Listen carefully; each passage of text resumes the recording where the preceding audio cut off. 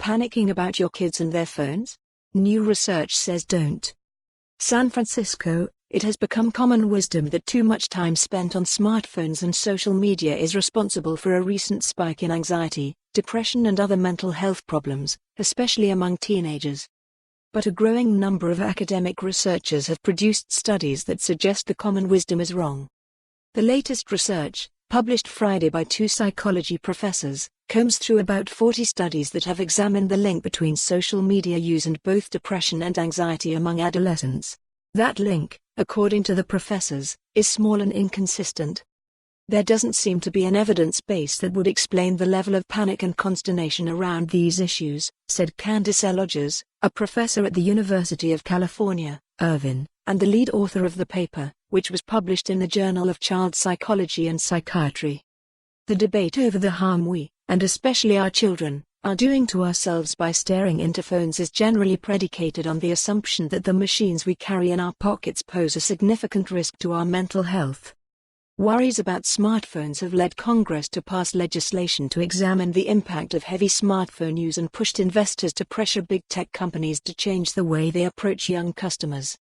The World Health Organization said last year that infants under a year old should not be exposed to electronic screens and that children between the ages of 2 and 4 should not have more than an hour of sedentary screen time each day.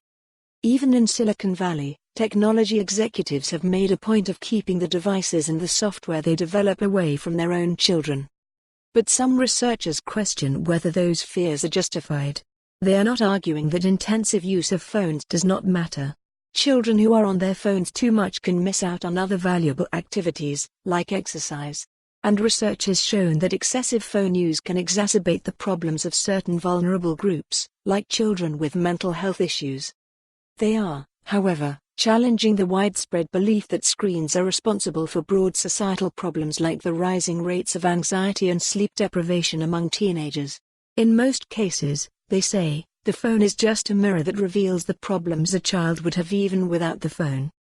The researchers worry that the focus on keeping children away from screens is making it hard to have more productive conversations about topics like how to make phones more useful for low-income people, who tend to use them more, or how to protect the privacy of teenagers who share their lives online. Many of the people who are terrifying kids about screens, they have hit a vein of attention from society. For more on this story, visit the news article link.